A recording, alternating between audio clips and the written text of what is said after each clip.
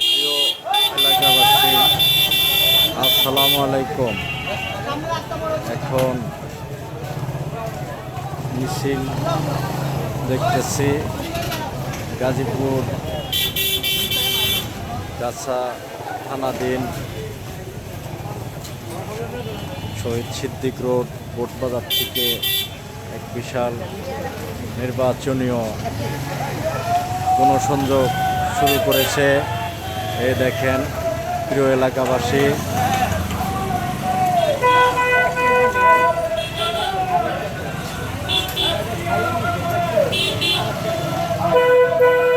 বিএনপির গণসংযোগ শুরু করেছে শ্রদ্ধেয় নেতা। এই যে দেখেন, এই যে গণসংযোগের বিএনপির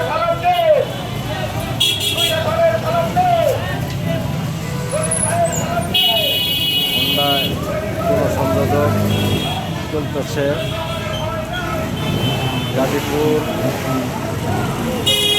গাজীপুর 6 আসনে